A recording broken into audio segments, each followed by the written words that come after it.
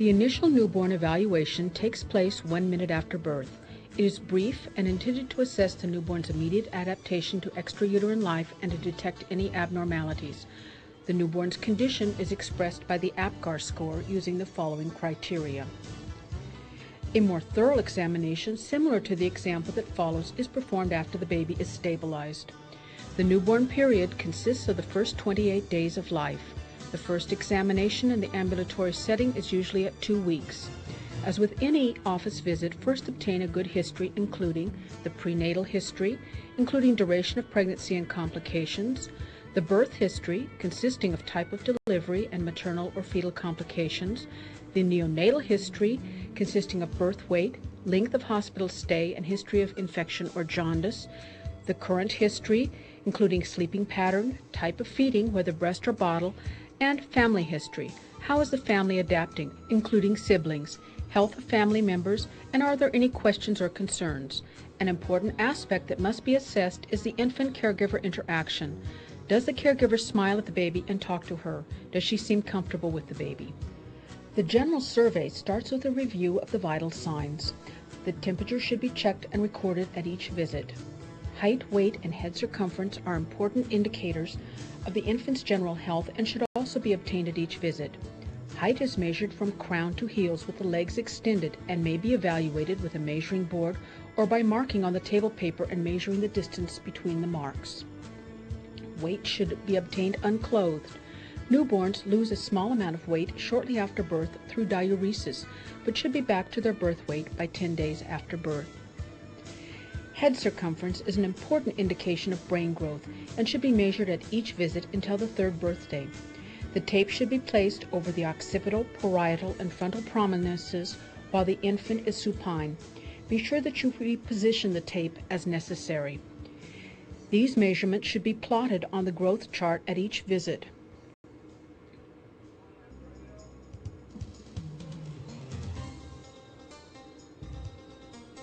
A normal growth chart is one of the best indicators of good health in the infant and young child. Now observe the skin. Is the infant jaundiced? About 50% of newborns develop some physiological jaundice shortly after birth, which peaks at about 4 days of age and resolves spontaneously in about a week. It is sometimes necessary to observe the baby in natural light to accurately assess for jaundice. Is there cyanosis? Are there any birthmarks? Many infants have a pink macule called a stork bite on the head or neck, which often fade within the first 2 years. Are there any ecchymotic areas, lacerations or abrasions from delivery trauma? Many parents are concerned about milia, which are pinhead-sized white papules which appear on the nose and chin in the first week. They can be assured that these are due to a normal retention of sebum in the sebaceous glands and no treatment is necessary since they will resolve spontaneously within a few weeks.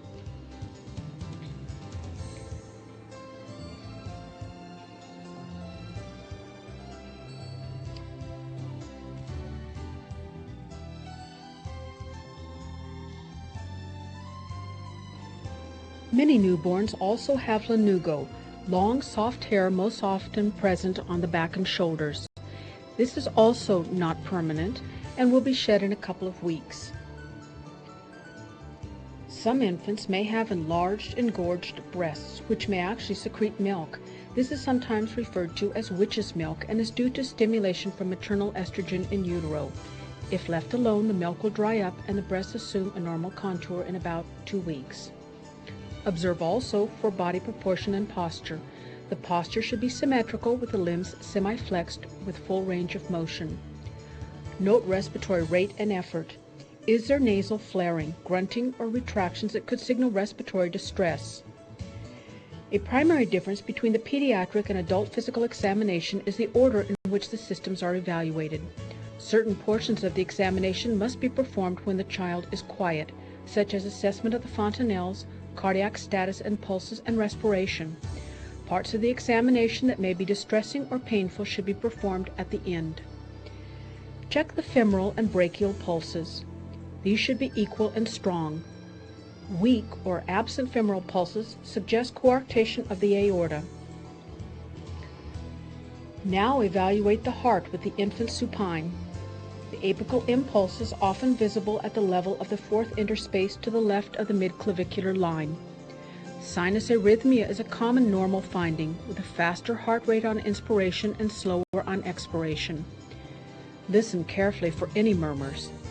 Many infants have innocent murmurs that often resolve spontaneously. However, all murmurs must be carefully assessed since they may indicate significant heart disease. An innocent murmur is best heard with the bell. It is systolic, of short duration, of less than a grade 3 intensity, and has a low-pitched musical quality. There is no radiation or other evidence of cardiovascular disease.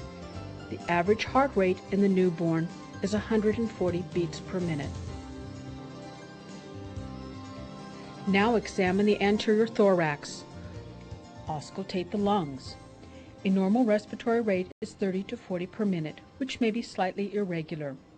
It is sometimes difficult to determine if sounds are transmitted from the upper airway or originate in the lungs. Upper airway noise is usually inspiratory, while sounds in the lungs are more often expiratory.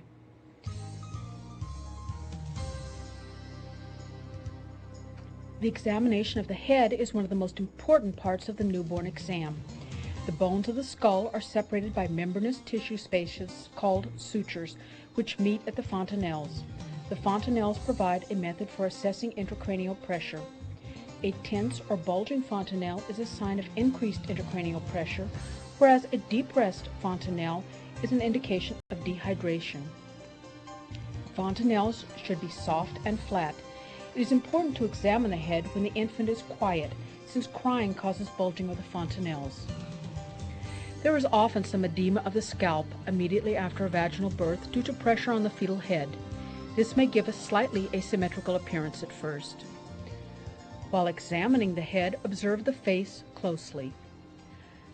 Note any unusual facial features. Also assess for symmetry to rule out facial palsy secondary to nerve damage from delivery. Next, examine the neck and clavicles. Palpate for lymph nodes and masses. The neck should be supple and freely mobile. Occasionally, birth trauma may result in bleeding into the sternomastoid muscle with resultant torticollis. This causes the head to be tilted toward and twisted away from the injured side. Also palpate the clavicles. Irregularity of contour or crepitus may indicate a fracture.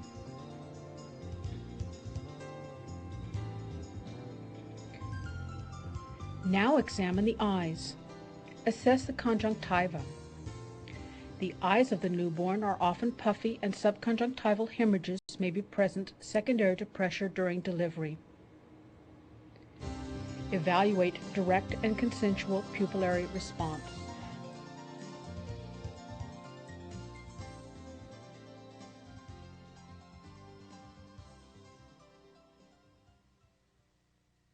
Attempt to assess tracking. However, if the infant is sleepy or distracted, you may be unsuccessful. Finally, evaluate the red reflex. Although a complete fundoscopic exam is not routinely performed in the newborn period, light perception and to a certain extent visual acuity can be assessed through these techniques of examination.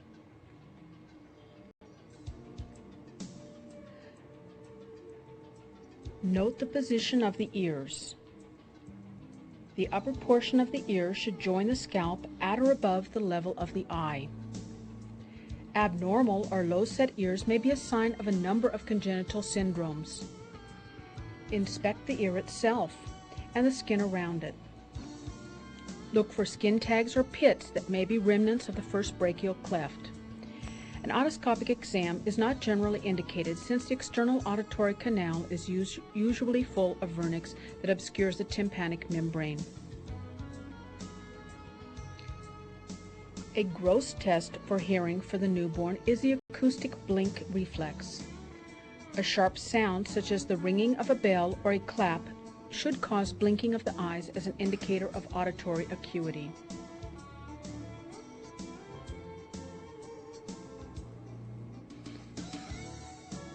Now examine the nose.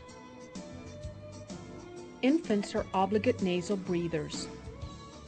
Check for patency of the nares by gently occluding first one and then the other while holding the mouth closed.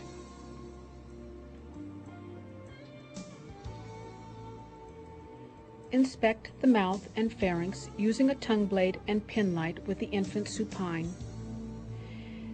This may be difficult and is sometimes easier to do when the baby is crying.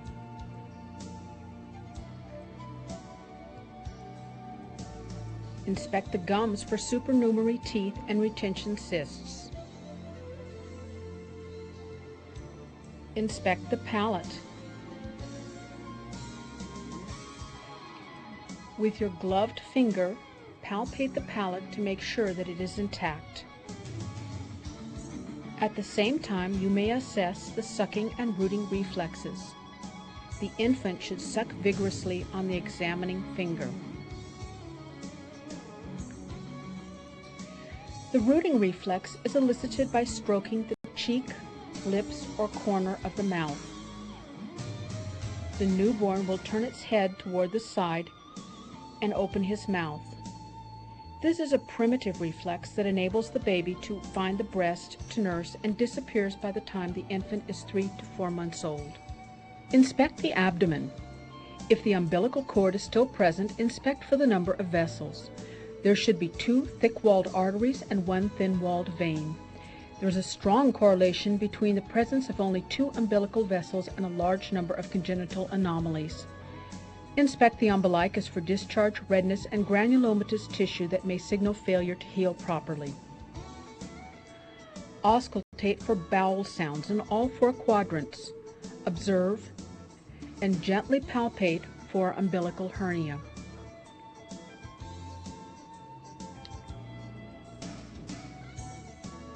These may be most easily detected when crying.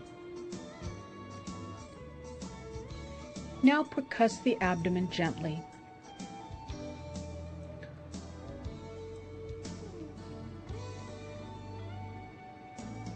When palpating, hold the legs flexed at the knees and hips to relax the musculature if necessary.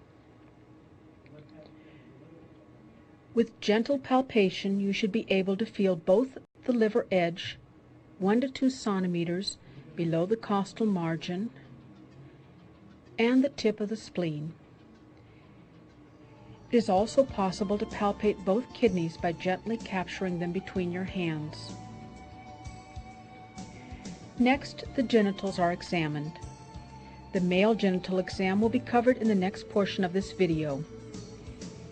In the female, the labia majora are gently separated using the thumbs and applying gentle traction in a lateral and posterior direction.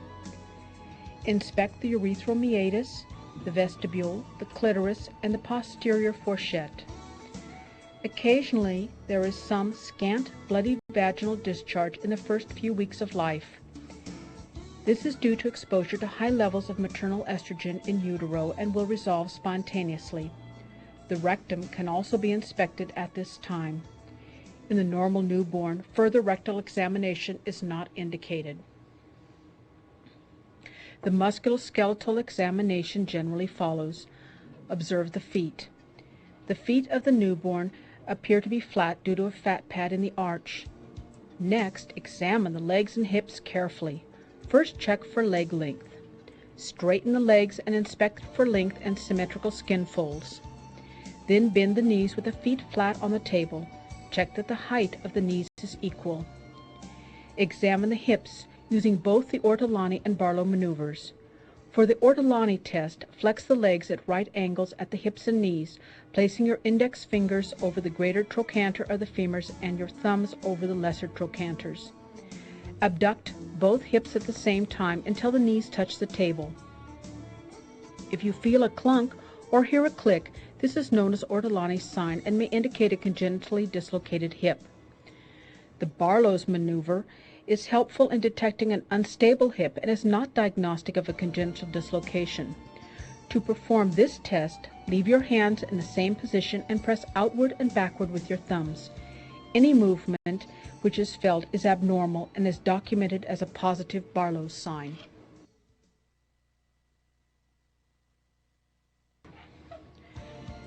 Perform passive range of motion on the elbows, shoulders, and wrists.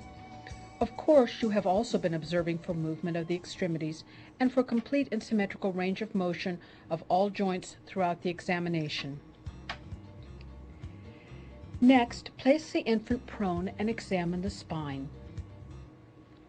Observe for any lesions, pigmentation, pits, or hairy patches that may indicate an underlying spinal deformity. In infants with darker complexions, Mongolian spots are a common finding. These are bluish-black, ill-defined areas in the lumbar sacral region.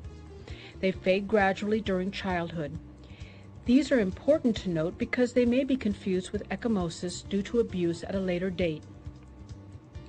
Palpate the spine carefully to detect any deformities of the vertebra. Inspect the gluteal folds for symmetry.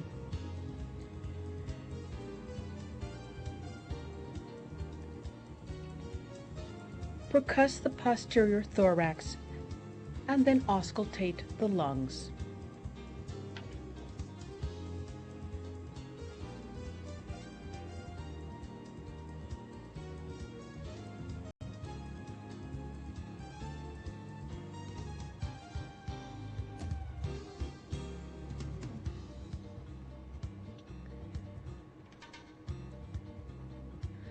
Finally, assess the nervous system. The neurologic examination of the newborn differs from that of the adult, since the infant's nervous system is still underdeveloped. However, a basic screening examination should be performed on all newborns. Cranial nerve 12 may be assessed by gently occluding the nares. This will cause the infant to open her mouth and raise the tip of her tongue. Plantar stimulation will result in a Babinski response in the normal newborn. Ankle clonus, an abnormal finding in the adult, may also be a normal finding in the infant. Press your thumb over the ball of the foot and abruptly dorsiflex the foot to elicit this response. In addition, there are a number of infantile automatisms that can give valuable information about central nervous system integrity. You have already checked the sucking and rooting reflexes when you examined the mouth. The palmar grasp reflex is another primitive reflex. Place your index finger in the palm of the infant's hand. Her fingers will flex and grasp your finger. Compare side to side. The strength of the grasp should be equal.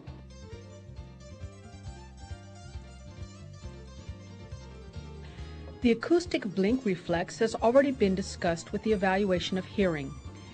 There is also a blinking or dazzle reflex in which the infant will close her eyes when a bright light is shined in them. This reflex is more easily elicited in a slightly dim room. The Moro reflex is also known as a startle reflex. Hold the infant supine in both hands. Quickly lower the baby. The arms and legs should rapidly abduct with the hands open and fingers extended. The arm should then return forward over the body as if clasping something to her chest. All movements should be symmetrical. You can also test for the Moro reflex by making a loud noise while the newborn lies supine on the table. Truncal incurvation is another automatism.